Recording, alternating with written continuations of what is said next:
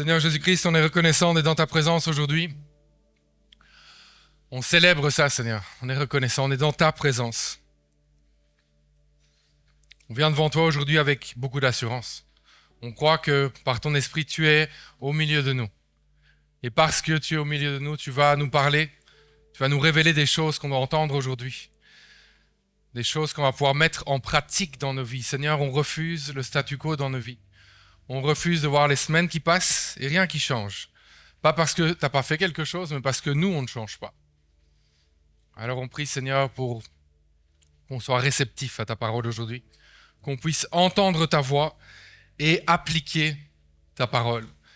Et c'est en ton nom, Jésus-Christ, qu'on a prié. Tout le monde dit avec moi, Amen.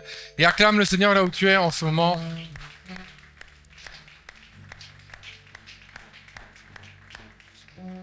Salut tout le monde, moi c'est Pasteur Frédéric, je vous souhaite la bienvenue à l'église La Liberté Live. Aujourd'hui, on poursuit notre série intitulée Terre promise. Je commence avec une déclaration qui risque de t'intéresser. Dieu veut que tu réussisses. Non mais tu m'as pas entendu je crois là. Ok, je vais réessayer, on sait jamais que ça t'intéresse. Dieu veut que tu réussisses. Amen, voilà, c'est une bonne nouvelle. Je suis là pour t'annoncer aujourd'hui que Dieu a prévu pour ta vie à toi une réussite éclatante. Mais, ça c'est la partie que t'aimes moins, mais cette réussite s'inscrit dans un couloir bien précis. Tu réussiras là où c'est ta terre promise à toi, c'est-à-dire les plans de Dieu pour ta vie, ta destinée. Okay? C'est là que ça se passe. C'est là que tu es appelé à connaître une grande réussite dans ton appel. Et souvent, c'est un défi pour nous. Parce que ce qui se passe, c'est que nous, souvent, on veut réussir dans des domaines que nous, on a choisis. On a dit que nous, on allait réussir dans ce domaine-là. Mais on n'a pas consulté Dieu. Et on ne s'est pas d'ailleurs posé la question de savoir ce que Dieu avait prévu. Souvent, c'est on veut réussir là où nous, on veut réussir. Exemple, tu veux être un grand chanteur, une grande chanteuse, mais tu ne sais pas chanter. Ah, on fait comment? Alors tu vas prier, tu vas commencer à déclarer des choses? Non, c'est pas comme ça que ça marche. Ou alors tu dis non, moi je veux être un grand chef d'entreprise prospère. Mais peut-être que toi, Dieu t'a destiné pour être un employé excellent. Alors ça ne sert à rien de vouloir être un chef d'entreprise si on était créé pour être un employé, n'est-ce pas? Et ça s'applique dans plein de sphères. On a plein de rêves, plein de choses qu'on veut faire. Mais est-ce que c'est vraiment ça que Dieu a prévu pour nous? Et en fait, ce qui se passe, c'est que souvent, nous les chrétiens, ce qu'on fait, c'est que nous, on fait les plans et on demande à Dieu de les exécuter. Alors qu'en fait, c'est l'inverse. C'est Dieu qui fait les plans et c'est à nous de les exécuter. Et ça, on aime moins. Parce qu'on aime le concept de Dieu serviteur. Mais on n'aime pas servir Dieu. On aime énormément le fait que Dieu puisse faire des choses qui vont nous faire plaisir. Mais par contre, on aime moins le fait que nous, on fasse des choses pour faire plaisir à Dieu. On aime beaucoup sur cette terre bâtir notre royaume. On aime être confortable, on aime être bien, et ça on aime bien. Mais la réalité, c'est qu'on n'aime pas bâtir le royaume de Dieu. Et il y a autre chose qu'on a du mal à comprendre, qui touche à l'appel, à la destinée, à la terre promise. C'est que quand tu entends, par exemple, si je te pose la question, si je dis ici, qui veut marcher dans sa destinée? Qui veut vivre tous les plans de Dieu pour sa vie? Probablement, tout le monde va lever la main. Moi, je ne pense pas qu'il y a quelqu'un ici qui va dire non.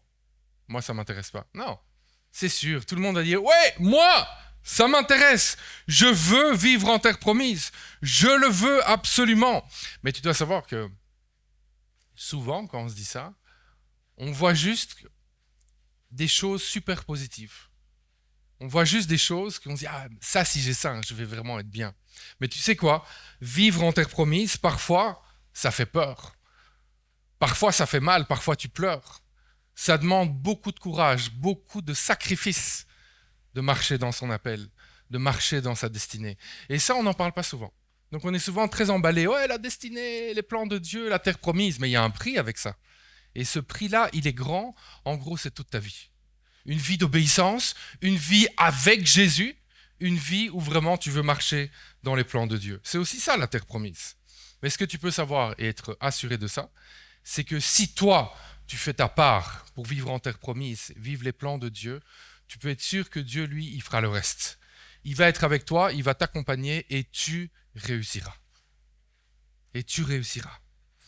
Notre texte du jour se trouve dans Josué 1, versets 1 à 9. Alors là, c'est un texte biblique qui est super connu, mais j'ai l'impression qu'il est peut-être aussi mal compris qu'il est connu, c'est-à-dire énormément. Un texte, tu vas voir, on va l'analyser ensemble, où on veut retirer des choses, on les déclare, on est à fond, mais on ne comprend même pas ce qu'on dit. Souvent, c'est ça. Ici, l'histoire se passe au moment où Moïse est mort. Et Josué, il reprend la relève pour conduire le peuple en terre promise. Ça tombe bien, on est dans la série Terre promise et on a compris que nous aussi, on a le droit de vivre en terre promise. Donc on va essayer de comprendre un petit peu ce que la parole de Dieu nous dit ici pour qu'on puisse aussi marcher en terre promise. Et ce texte, c'est un trésor. C'est vraiment un trésor. C'est un trésor pour tous ceux qui veulent marcher dans leur destinée, tous ceux qui veulent vivre en terre promise, tous ceux qui veulent conquérir des territoires, qui veulent réellement marcher dans leur destinée, mais qui sont vraiment intentionnels, qui disent « moi, c'est là que je vais, moi, c'est la vie que j'ai choisie ». Et ici, dans ce texte, Dieu parle directement. J'aime énormément les textes où Dieu parle directement. On dit de toute façon, c'est la parole de Dieu, Dieu parle, c'est vrai, toute la Bible. Il y a des moments où Dieu lui-même parle, il s'adresse à quelqu'un. Ces moments-là, en général, ils sont très riches, très forts, et il y a des choses qu'on doit retenir. Et ici, oui, Dieu parle directement. Pour faire quoi? Pour donner en fait le mode d'emploi du succès.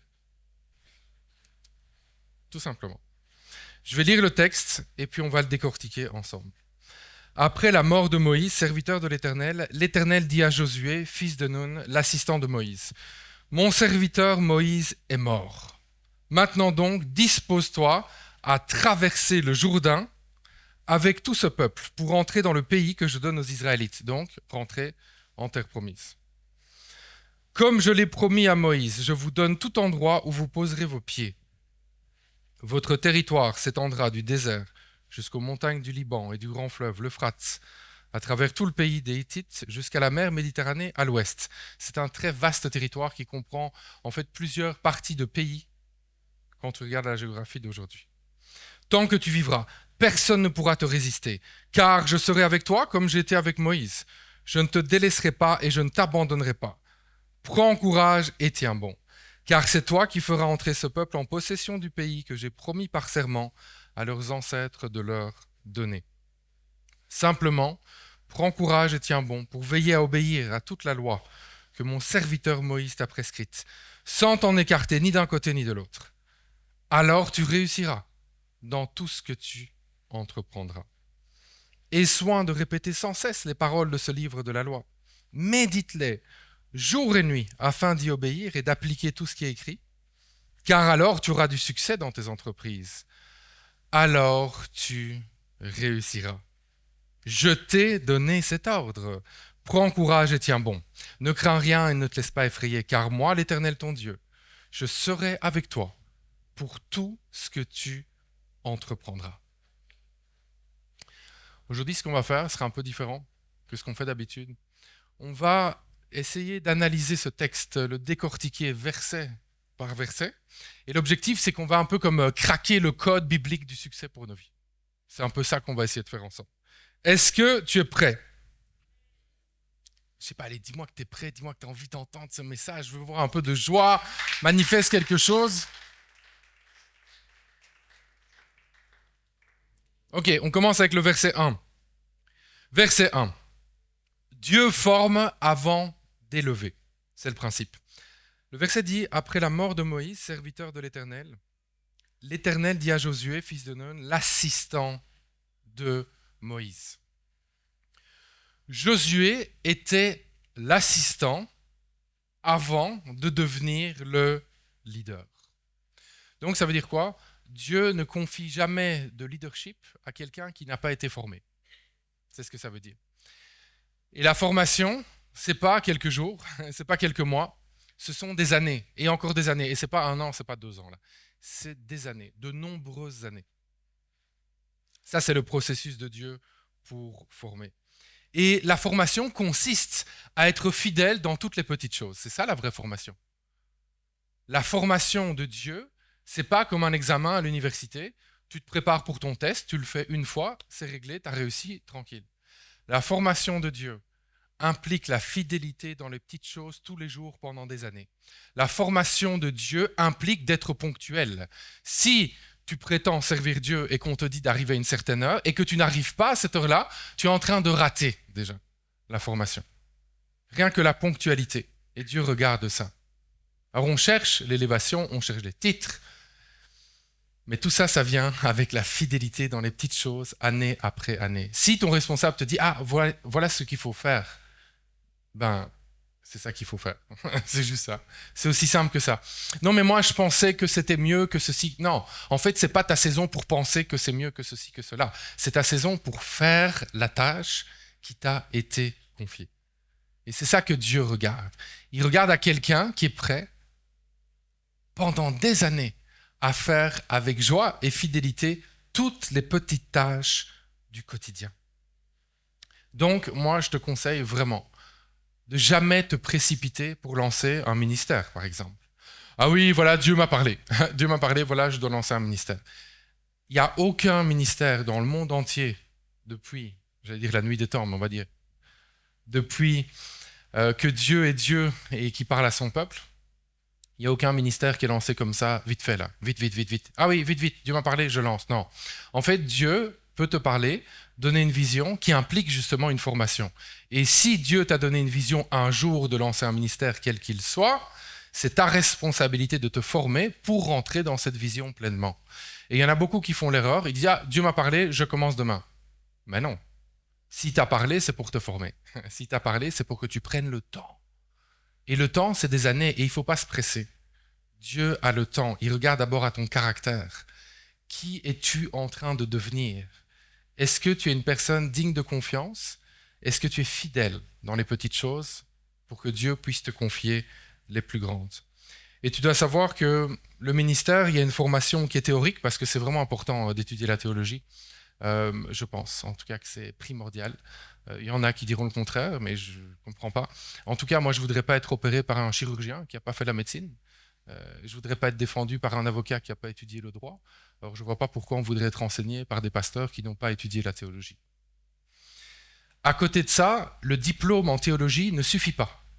Ah ouais, ça ne suffit pas. Tu peux avoir 100% à avoir ta maîtrise en théologie, ça ne suffit pas.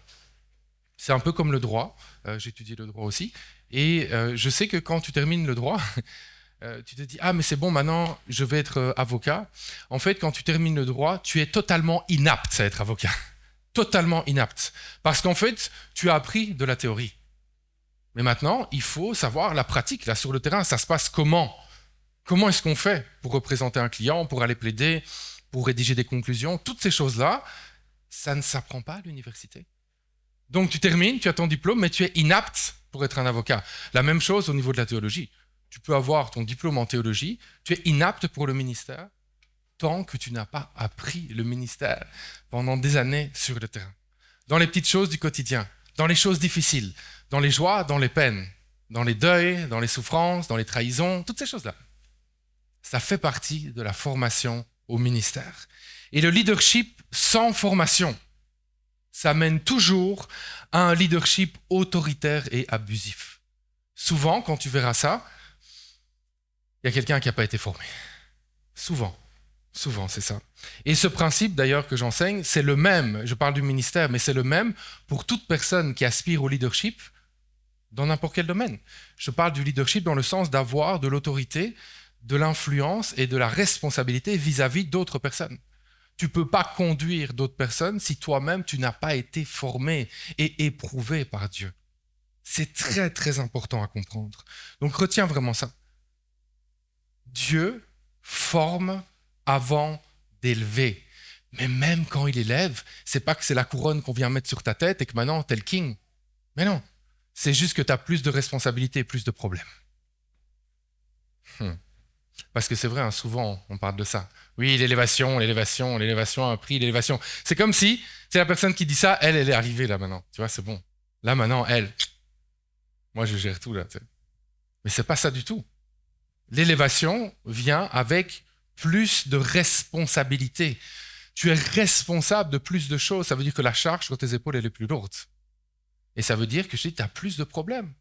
En fait, si tu veux être un leader, Pose-toi d'abord la question, est-ce que tu es prêt, est-ce que tu es prête à avoir plus de problèmes dans ta vie? Parce que c'est ça, le leadership. Verset 2. Il faut traverser le Jourdain pour vivre en terre promise. Le texte dit, dispose-toi à traverser le Jourdain avec tout ce peuple pour entrer dans le pays que je donne aux Israélites. Donc tu as vu, il a dit le pays que je donne aux Israélites. Dieu a déjà donné le pays, mais il faut traverser le Jourdain pour y arriver. Donc le pays, il existe déjà, Dieu l'a déjà donné, mais ils n'y sont pas encore. Il faut traverser le Jourdain pour y arriver. Et en fait, ce qui se passe, c'est qu'il y a beaucoup de gens qui veulent la terre promise, mais ils ne sont pas prêts à traverser le Jourdain. Ils veulent, ils disent ouais, la terre promise, mais ils ne veulent pas traverser le Jourdain. Parce qu'en fait, pour traverser, il y a un mouvement à faire. Il y a un prix à payer. Il y a quelque chose à faire. Et c'est souvent une mauvaise conception. Dieu fera. C'est à toi de faire. C'est à toi d'avancer. Si tu restes chez toi toute la journée en attendant que Dieu te téléporte en terre promise, ça ne va pas se passer. Je peux déjà te le dire. Ça ne va pas se passer. Si c'est juste chez toi, Dieu fera, il ne fera rien du tout. Il a déjà fait en fait. Il a donné sa parole, il a dit comment ça fonctionnait. Il faut que tu traverses le Jourdain. Il faut que tu te mettes en mouvement. Si tu te plains tout le temps de ta situation et que tu ne te bats pas pour t'en sortir, ben tu ne réussiras pas. Je te le dis déjà. Ça ne va pas se passer. Si tu justifies toujours tes échecs en pointant les fautes des autres, que toi tu ne te bats pas pour avancer, tu ne réussiras pas. C'est sûr. En fait, il faut que tu te lèves, il faut que tu avances, il faut que tu traverses ton Jourdain. Traverse ton Jourdain. Ton Jourdain, c'est quoi? Peut-être que ton Jourdain, c'est que tu vas enfin terminer ton CV que tu as commencé il y a 4 ans. Tu vas enfin terminer ton CV et tu vas aller trouver un travail. Tu vas faire de ta recherche d'emploi ton emploi. Ça veut dire que 8 heures par jour, tu vas être dehors de chez toi pour trouver un travail. Parce que c'est facile de dire qu'il n'y a pas de travail quand on reste chez soi. Hein? Ah, il n'y a pas de travail. Ben ouais, c'est sûr. Dans aucun pays, il y a du travail pour celui qui reste juste chez lui et qui dit qu'il n'y a pas de travail. Peut-être c'est ça ton Jourdain. Tu écris ton CV et tu vas te battre. Tu vas présenter ton CV toute la journée. Tu vas trouver un emploi, moi je te le dis. Peut-être que ton Jourdain, c'est de commencer ta petite activité. Commence quelque part, fais quelque chose, peut-être c'est ça. Peut-être c'est de commencer à travailler à fond, au lieu d'être un fainéant ou une fainéante. Peut-être c'est de commencer à viser l'excellence, plutôt que « Ah, c'est bon, voilà, on fait les choses comme ça. Oh. » Et ton Jourdain, peut-être à toi, c'est d'arriver à l'heure. Parce qu'en fait, il y en a marre de te voir tout le temps en retard. Moi, en tout cas, j'en ai marre ici, de voir des gens qui sont constamment en retard et qui trouvent ça normal. Moi, je dis, ce n'est pas normal. Hein. Ce n'est pas normal. Quand on est en retard dans les choses de Dieu, en fait, c'est du mépris pour Dieu. Toi, tu es ici, tu es tout le temps en retard. Et quand on te dit, limite, tu lèves les yeux, ah, c'est pas grave. C'est un manque de respect envers Dieu. C'est un manque de respect envers tes leaders. C'est un manque de respect envers l'Église. On est en retard tout le temps. Le retard, ça peut arriver. Okay? Mais quand c'est un style de vie, c'est honteux. C'est honteux. Puis toi, tu t'attends à recevoir les bénédictions de Dieu, mais en fait, tu es en train de mépriser les choses de Dieu en étant constamment en retard. Il faut arrêter ça. C'est ça ton Jourdain à toi. Arrive à l'heure. Ah ben tiens, c'est bizarre, depuis que j'arrive à l'heure, je vois des choses qui changent dans ma vie. Mais c'est pas bizarre, c'est juste que tu as commencé à comprendre que tu méprisais le Seigneur lui-même par tes retards constants. Ok? Peut-être toi, ton Jourdain, c'est arrête de voler. Hey, comment ça se fait que je suis pas béni? Bah, t'es pas béni parce que tu voles tout le temps. Ah, on a un problème là. Faut arrêter ça. Faut arrêter ça. Peut-être que traverser ton Jourdain, toi, c'est arrêter la pornographie. Constamment rechuter là-dedans. Alors, il y a des gens qui disent, ouais, mais comment on fait? Voilà, c'est plus fort que moi. Si tu es enfant de Dieu, si vraiment tu as reçu le Saint-Esprit, c'est pas vrai que c'est plus fort que toi. C'est toi qui te convainc que c'est plus fort que toi, mais c'est pas vrai. Parce qu'il n'y a aucun esprit qui est plus grand que l'Esprit de Dieu qui vit dans l'enfant de Dieu. Donc, tu as la force de résister.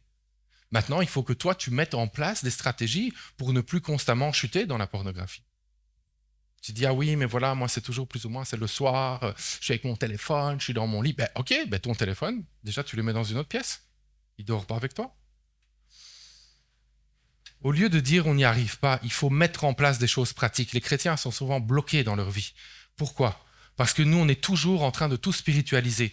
On spiritualise tellement qu'on ne met pas en place des systèmes pratiques pour s'en sortir.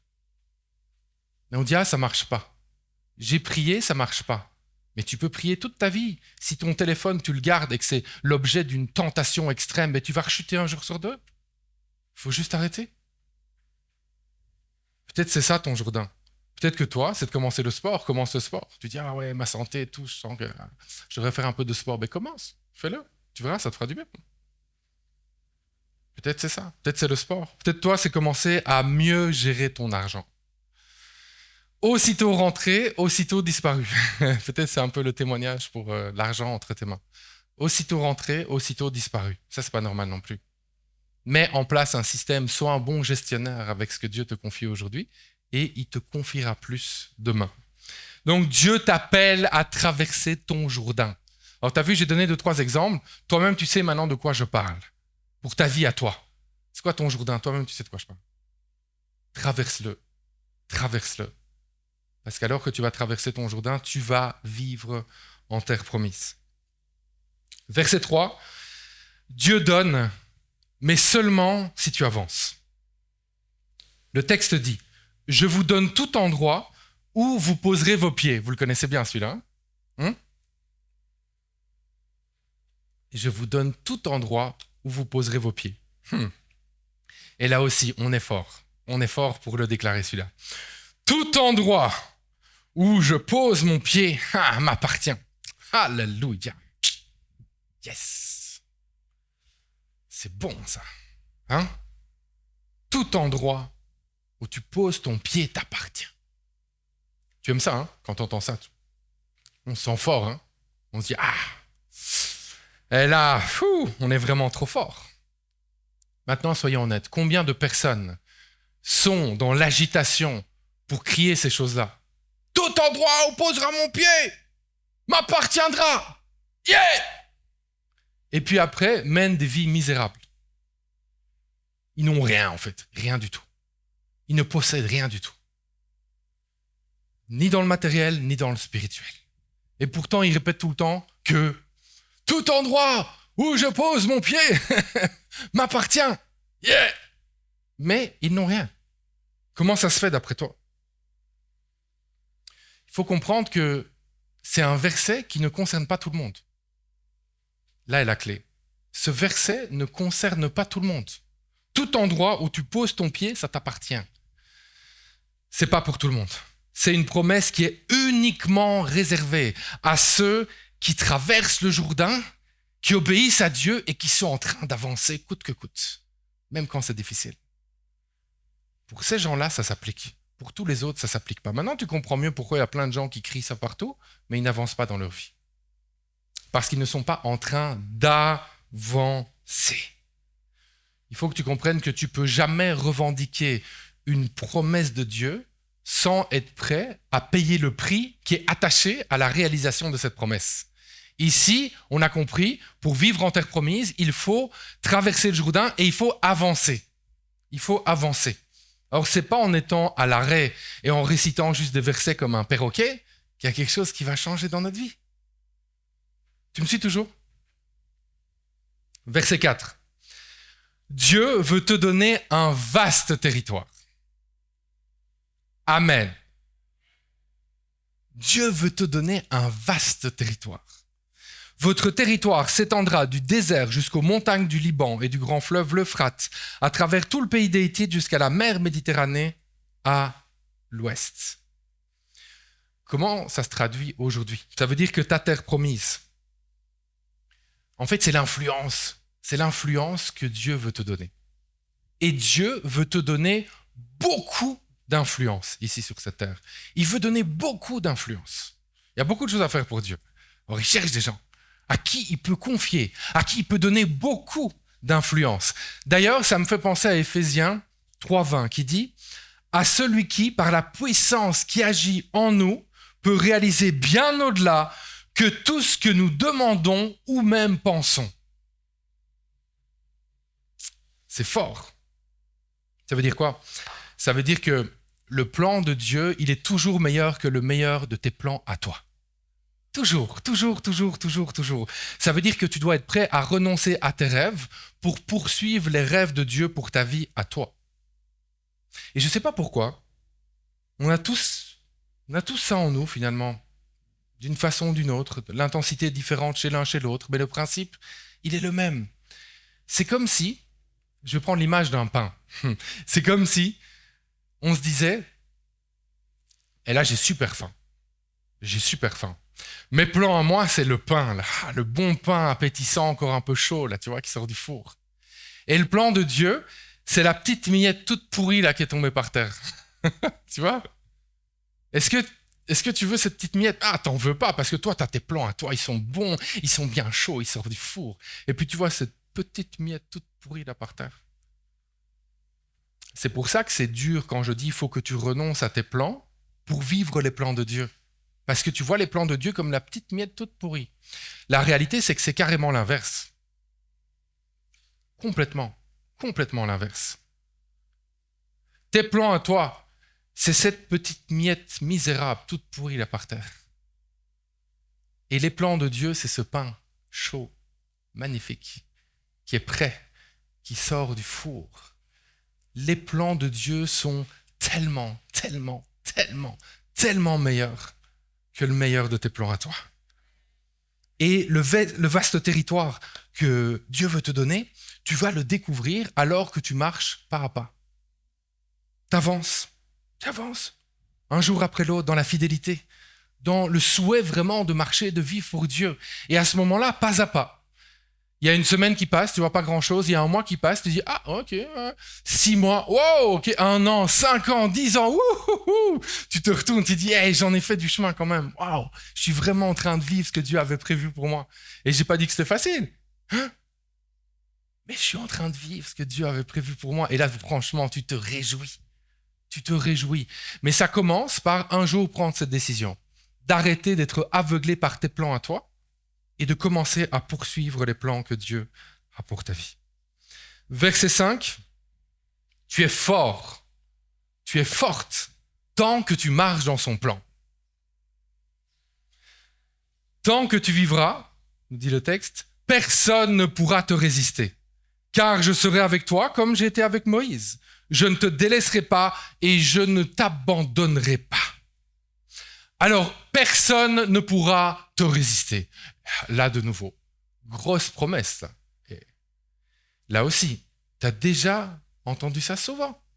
Personne ne pourra te résister. Et là, tu es content, et là, tu le déclares. Et là, c'est comme, yes, personne ne pourra me résister. Je te pose la question. Combien de chrétiens s'agitent, sautent dans tous les sens à l'église pour dire « Personne ne pourra me résister » et vivent des vies vaincues complètement, sont à terre, n'avancent pas, sont bloqués, se vautrent dans le péché tout le temps. Aucun fruit.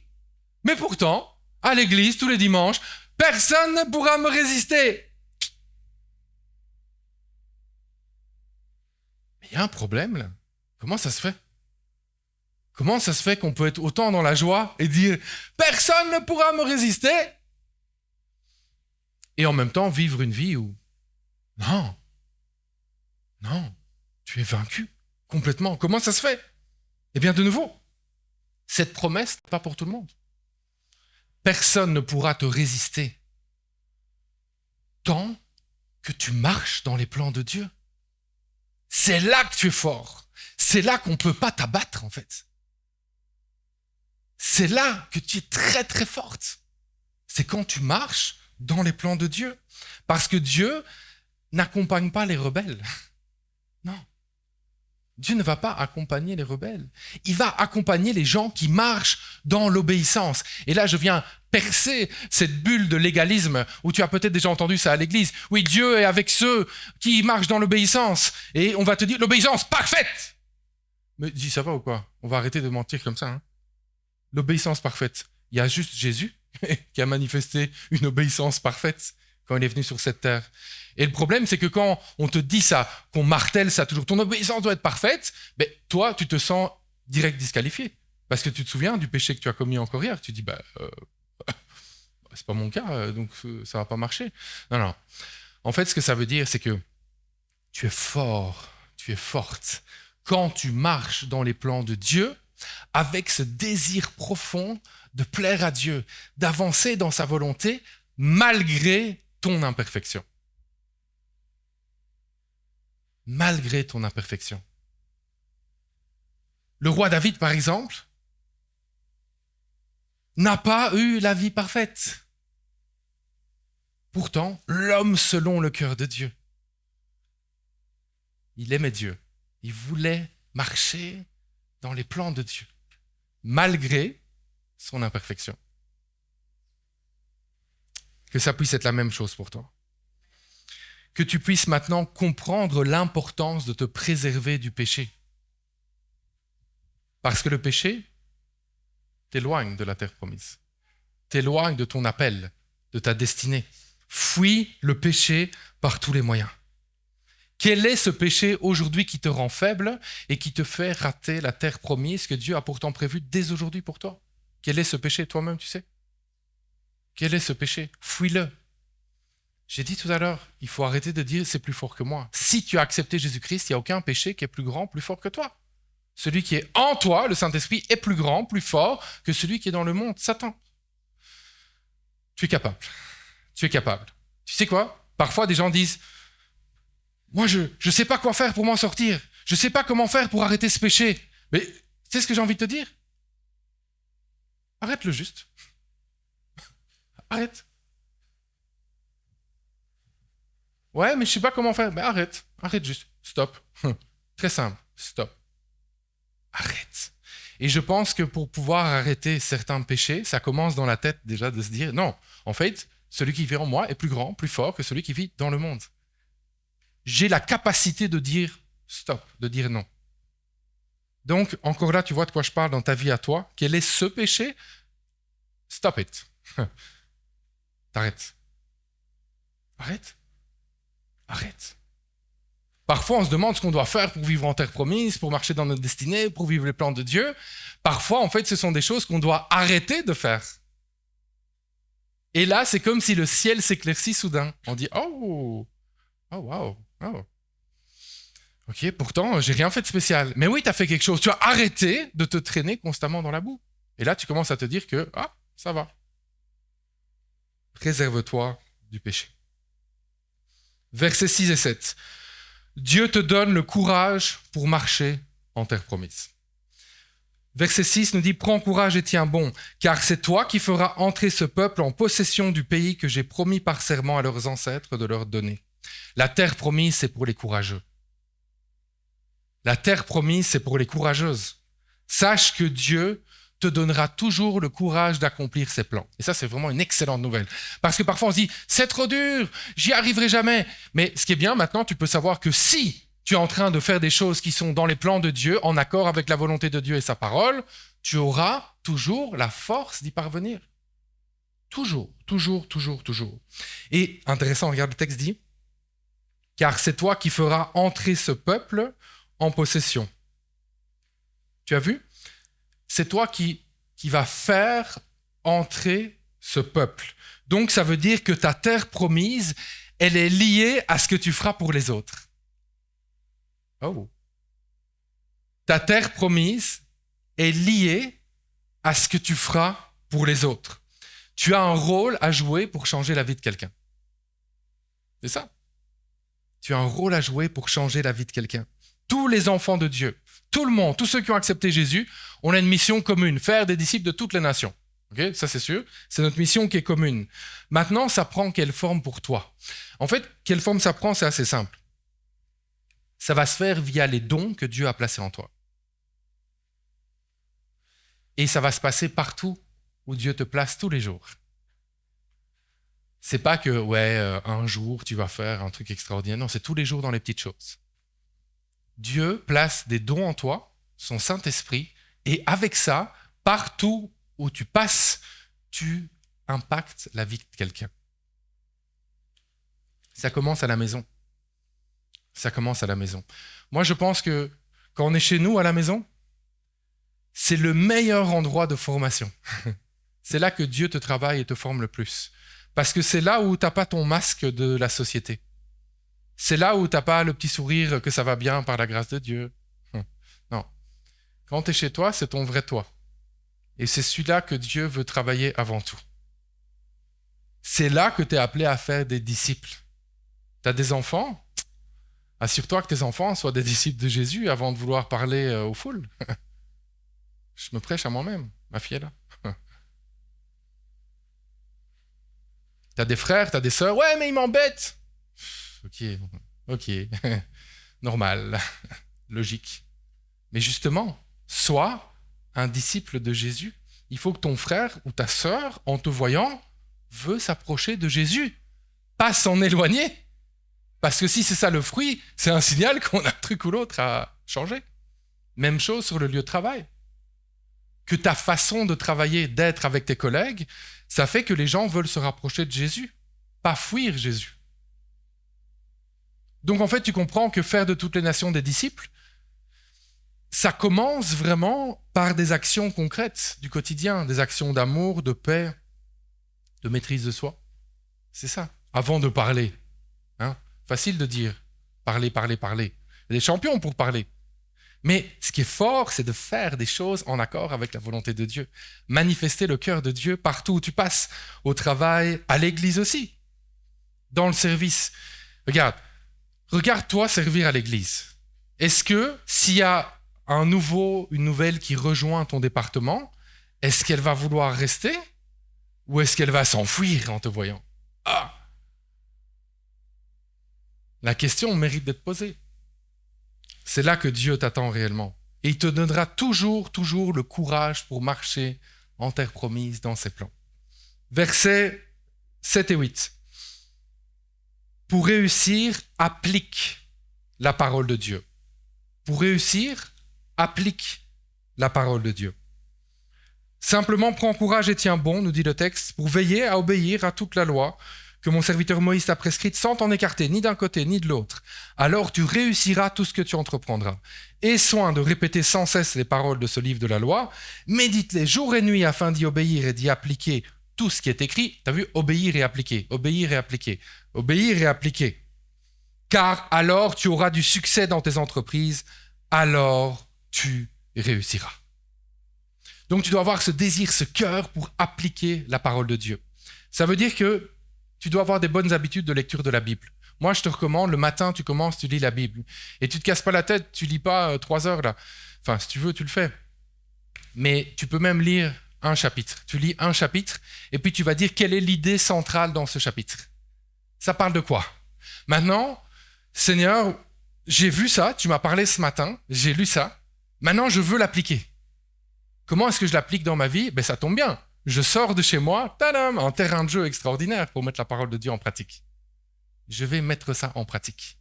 Et pendant la journée, tu te forces à revenir chaque fois à la chose qui t'a le plus parlé dans ta lecture du matin. Et tu dis ça, ok, je vais vivre ça. Et c'est comme ça que tu vas pouvoir mettre progressivement la parole de Dieu en pratique. Luc 11, 28. Heureux plutôt ceux qui écoutent la parole de Dieu et qui la mettent en pratique. Mettre la parole de Dieu en pratique. Tu dois prendre cette habitude-là. Vis-le chaque jour. Chaque jour. Tu vas chercher quelque chose dans la Bible et tu dis, ok, aujourd'hui, c'est ça que je mets en pratique. Pas d'application de la parole, pas de réussite. C'est aussi simple que ça. Verset 9 nous dit que le courage est un ordre, pas une option. Le courage est un ordre, pas une option. Le texte dit, je t'ai donné cet ordre. Prends courage et tiens bon. Ne crains rien et ne te laisse pas effrayer, car moi, l'Éternel ton Dieu, je serai avec toi pour tout ce que tu entreprendras. Donc tu as compris que ici, ce n'est en rien une suggestion. C'est un ordre. C'est un ordre. Et ici, regarde, prends courage. C'est quel temps? Prends courage. J'attends, j'écoute. Plus fort, s'il vous plaît, j'entends pas. Yeah, vous êtes bon, hein? Moi, je suis en train aussi de revoir mes temps avec les devoirs que je fais en ce moment. pour l'école, n'est-ce pas? L'impératif. L'impératif, c'est un ordre, c'est une instruction. C'est bam, tu le fais. Ok? Et ici, c'est vraiment intéressant. J'ai lu tout à l'heure, Josué 1, versets 1 à 9. Et là, tu vois que à 3 reprises, Dieu parle à Josué, un homme, on a vu, qui a été préparé à être un grand leader, vraiment. Et cet homme, Dieu lui dit 3 fois, prends courage. 3 fois, il lui dit. Mais ici, quand tu regardes bien le texte, tu vois quelque chose d'intéressant. Il le dit pour la 3e fois, mais c'est la première fois qu'il dit « Je t'ai donné cet ordre ». Pour la première fois, en fait, Dieu vient dire que c'est l'impératif de l'impératif, si tu me suis.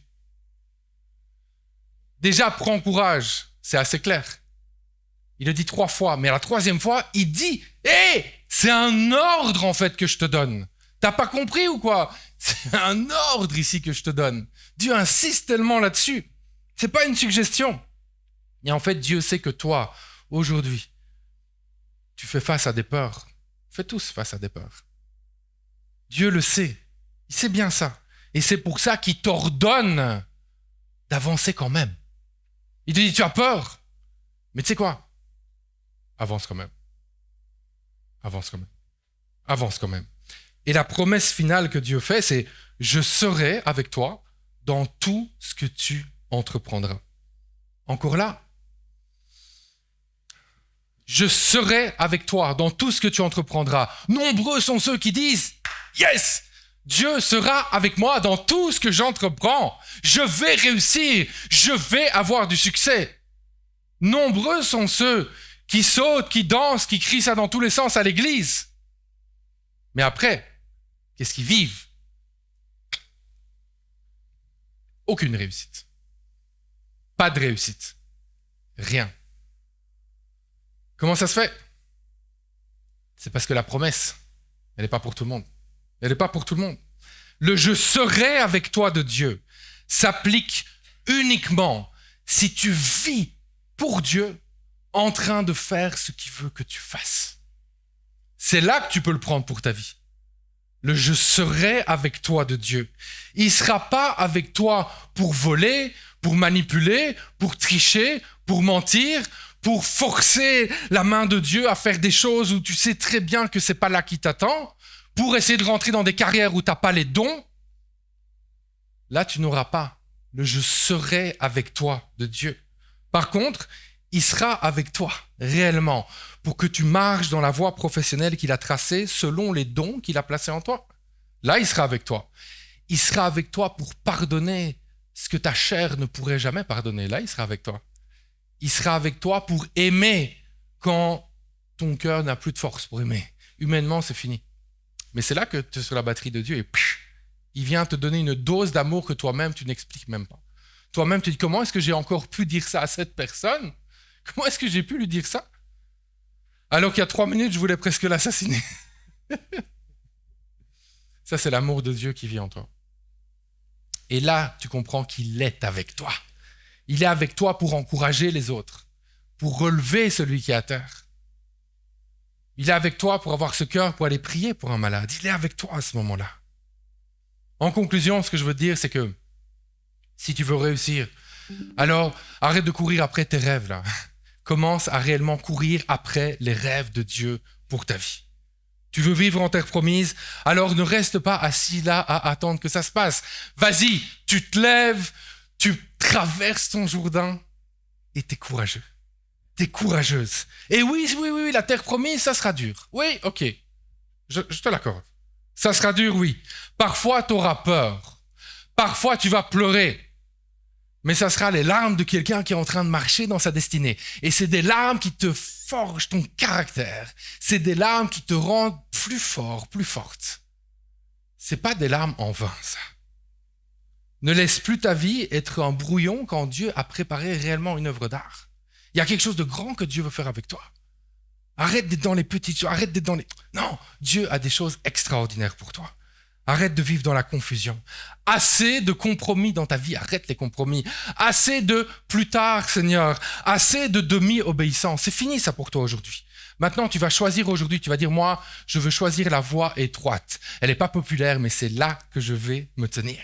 Je veux choisir d'appliquer la parole de Dieu. Que ça soit vraiment le cri de ton cœur aujourd'hui. Que tu puisses choisir de tout quitter pour en fait tout gagner. Parce que tu seras avec Dieu et il sera avec toi. Et je veux terminer en te lançant cet appel. Et quand j'ai vu ça, j'étais tellement touché en fait. Je me suis dit, wow, ça m'a tellement touché. Et en fait, ce que je vais faire, c'est que je vais te lancer le même appel, exactement le même appel que Josué, à l'époque, a lancé au peuple de Dieu. Le même. Je ne vais même pas changer les mots là, le même. Josué 24, 15. Si, c'est pour toi hein, cette parole, c'est une parole de Dieu pour toi. Si le service du Seigneur ne vous plaît pas,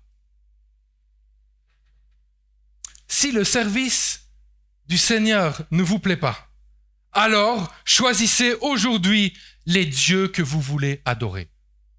T'as pas envie de servir Dieu? Ok. T'as pas envie de marcher dans les plans de Dieu? T'as pas envie de payer le prix pour traverser le Jourdain? T'as pas envie de vivre pour Dieu? Ok.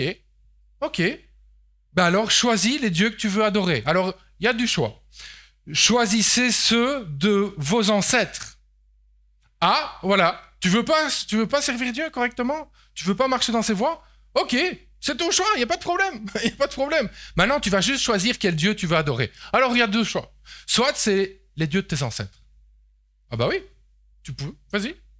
Ça t'intéresse pas de vivre pour Dieu? Vas-y. Il y a les dieux de tes ancêtres. Ils sont là.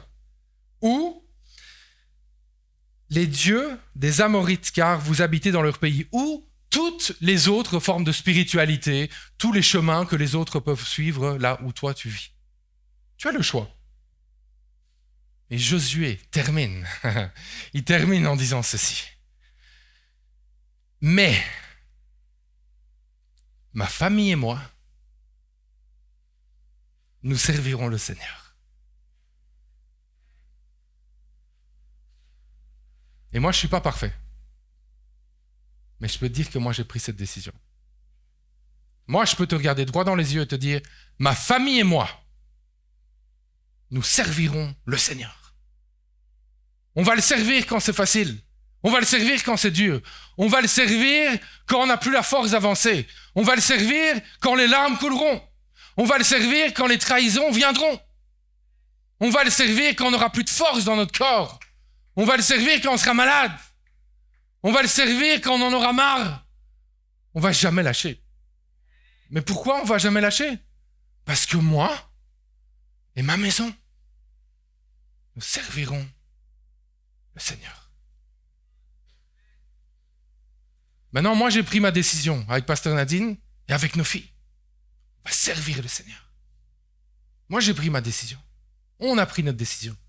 Mais quelle est ta décision? Et c'est là que Dieu t'emmène aujourd'hui.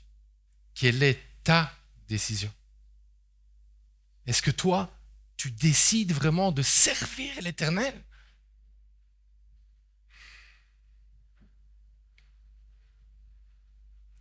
Ferme les yeux là où tu en vas prier. Tu as une décision à prendre aujourd'hui.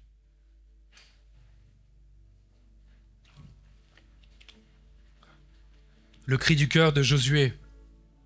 Ma famille et moi, nous servirons le Seigneur. C'est trop fort. C'est pour ça que Dieu a dit à Josué, prends courage et tiens bon, je serai avec toi. Je suis avec toi dans tout ce que tu entreprends. Tout ce que tu entreprends. Tu réussiras dans toutes tes entreprises, qu'il lui a dit.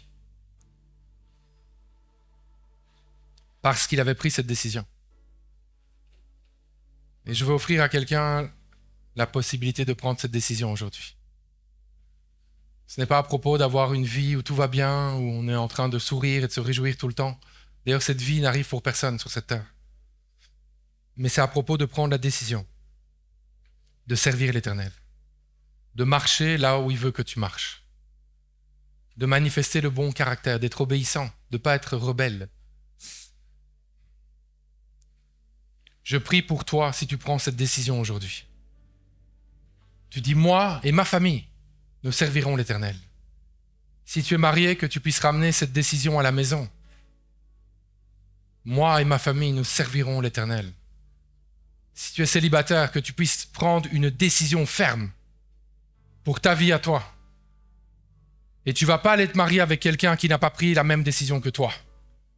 Que moi et ma famille, nous servirons le Seigneur. Je prie que tu rentres en terre promise, que tu t'y installes et que tu y vives. Non pas parce que tu es parfait, parce que tu es parfaite, mais parce que tu as pris la décision de suivre la personne de Jésus-Christ. Tu as pris la décision de marcher dans les plans qu'il a prévus pour toi. Tu as pris la décision d'avancer même quand c'est difficile. Mais aujourd'hui, tu as cette promesse extraordinaire où Dieu te dit « Je serai avec toi. Je serai avec toi. » Et Dieu te fait réussir toutes tes entreprises. Et je prie pour quelqu'un qui est ici, qui va à l'église depuis longtemps. Toi, tu es à l'église depuis longtemps. Et tu es dans la confusion parce que ça fait tellement d'années que tu es toujours en train de dire que là où ton pied va toucher le sol, Dieu va te le donner, que personne ne pourra te résister, que l'Éternel sera avec toi. Mais tu ne le vois pas en fait. Mais aujourd'hui, tu as compris pourquoi. Ces promesses s'appliquent simplement aux gens qui décident réellement de se lever pour traverser le Jourdain, avancer même quand c'est Dieu et vouloir mener une vie qui honore Dieu. Que tu sois une personne comme ça. Qu'on soit une église comme ça. Une église remplie d'hommes et de femmes qui décident fermement, et c'est une décision ferme qui ne repose pas sur les circonstances, de dire « Ma famille et moi, nous servirons le Seigneur. » Dans les rires et dans les pleurs, dans la bonne santé et dans la maladie, dans l'abondance financière et dans le manque. Nous servirons l'Éternel. Individuellement, nous servirons l'Éternel. Nos familles serviront l'Éternel. Et notre Église sera une Église consacrée au service de l'Éternel. Seigneur, nous te bénissons, viens devant toi avec cette joie de pouvoir te servir. Et alors qu'on prend cette décision collective de te servir, nous recevons aussi cette bénédiction collective, que tu es avec nous, que tu nous donnes le courage dont on a besoin, que tu nous donnes la force dont nous avons besoin pour continuer à avancer. Seigneur, tu es avec nous, tu combats pour nous, tu nous fais triompher et tu nous fais réussir dans tout ce qu'on entreprendra. On veut avoir la foi de le déclarer, mais une fois maintenant éclairé par l'analyse et la compréhension de ta parole. Nous allons réussir dans tout ce que nous allons entreprendre avec toi. On le déclare dans le nom de Jésus-Christ. Amen.